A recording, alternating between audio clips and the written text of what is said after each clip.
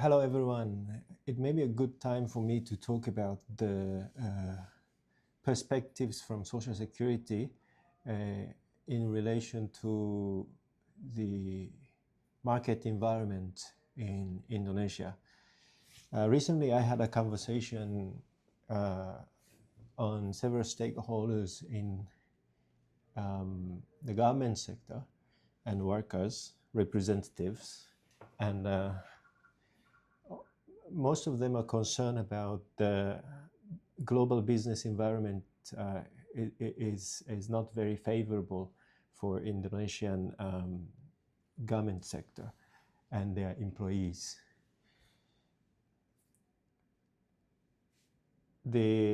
Of course, the government sector is a labor-intensive industries and mostly employing women. So it's a female-dominated industries. And of course, the increase in minimum wage back in December last year would largely impact the business cost increase. However, the government had a countermeasure to reduce a potential cost increase in the minimum wage increase by reducing JKK contribution rate for 6 months from February to July.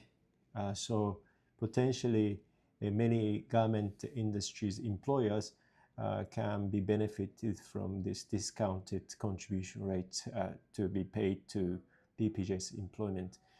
However, this would be a kind of partial response. I mean, it's not a long-term solution for the country.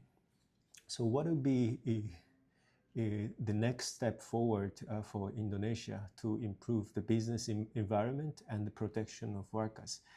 Let me take an example from Vietnam, because mostly Vietnam is a reference or rival of Indonesia when it comes to the garment sectors. Why many buyers chose to go to Vietnam?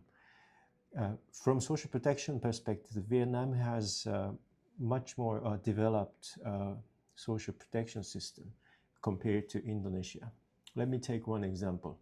The garment sector, when I visited garment sectors factories in Vietnam, I think back in 2018, that factory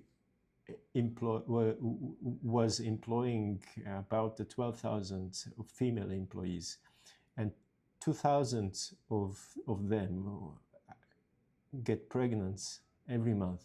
So the company had to recruit 2,000 new employees every month to replace these workers. In Vietnam, employers don't have to directly pay the compensation during maternity leave for these specific employees who get pregnant directly.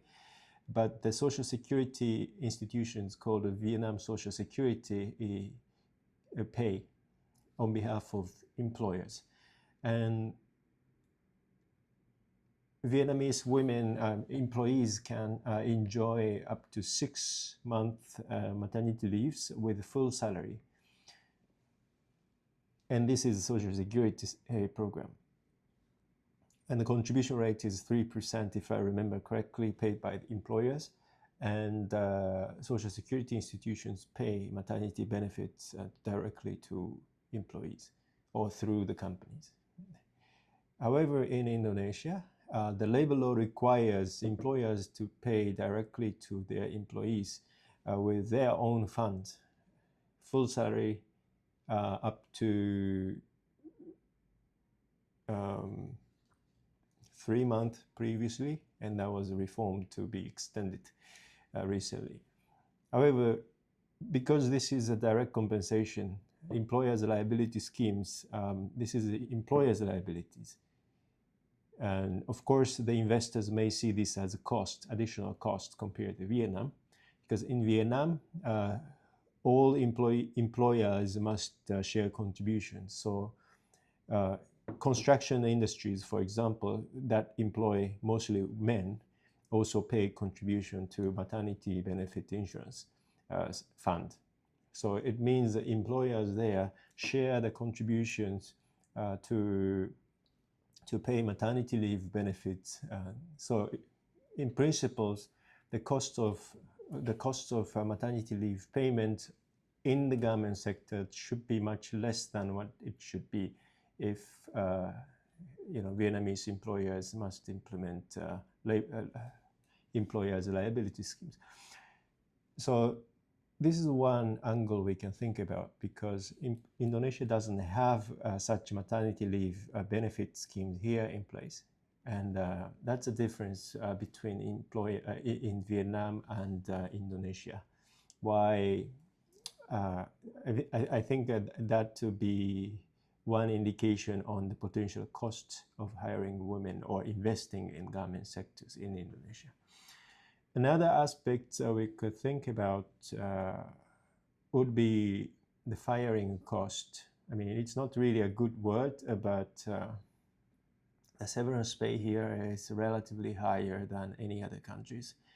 Vietnam learned from, I think, Korea. In 2009-8, Vietnam established unemployment insurance, and then they removed severance pay obligations from the labor law. So employers didn't have to pay severance pay after the introduction of unemployment insurance scheme back in 2010. However, in Indonesia, when the government introduced the unemployment insurance scheme in 2022, the severance pay was still kept, even though that was reduced. The formula was slightly revised and reduced severance pay. However, that employer's liability to pay severance still remains, even when unemployment insurance is introduced. So compared to Vietnam, the firing cost here would be much higher than Indonesia has higher firing cost compared to Vietnam, in my view. If I only look at this severance pay. The minimum wage may be more or less similar. I mean, there may be some differences, but the gap shouldn't be very high. But I think this hiring cost, including maternity leave potential benefits, payment, and then also firing cost related to Pesangon, unemployment insurance, Pesangon, so severance pay. Vietnam has a social security system to cover this, and the labor law removed employers' liabilities to directly compensate to their employees.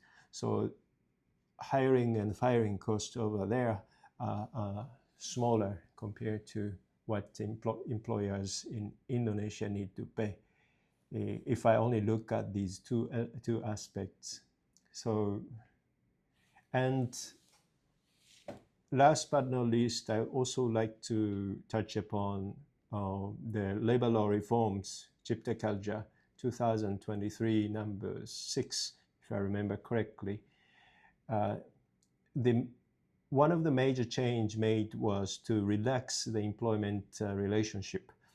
The renewal of fixed term contract, PKWT, became much easier. Previously, employers had to wait for a certain period if they want to further renew the contract. So that was a kind of preventive measure for employers not to renew the contract forever. So, however, the Cipta Kerja labor law reforms, job creation law, revised this provision and now allow the employers to renew the fixed term contract without limit. That's my understanding. So what happens on ground is that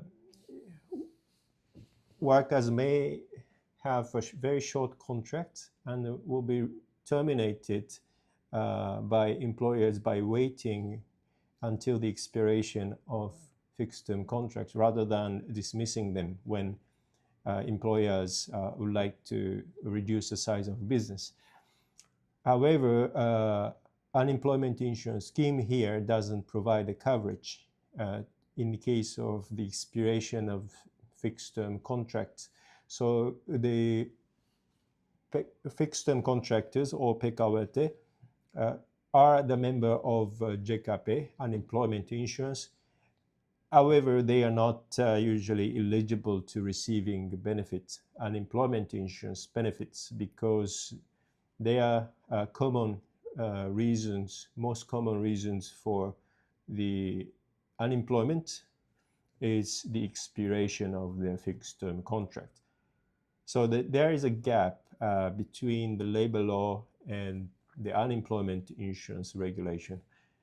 So that's how I can see. And how do the unemployed workers usually do to cope with this situation when they lose job in this way? They wouldn't be entitled to JKP benefit, so they would just go to BBJ's office and withdraw their savings from JHT account. So basically, these workers are taking their future income to cope with unemployment today. So again, this solution wouldn't be very sustainable in the long run. So in many from the labor employment and social security perspectives, I can see these related challenges, and many of these measures, legal frameworks, policy frameworks have somehow short-sighted and are risking the long-term benefits of the countries and the people. So I think this is a great moment for Indonesian stakeholders to sit together and not only to discuss, but also to take an immediate action to improve the long-term sustainability of productive labor and the decent work in Indonesia. Thank you very much for listening, and that's my, I think, overall summary of what I have been involved in the last 1 week. And you have great, I hope you will have a great weekend, and thank you very much for listening. Bye-bye.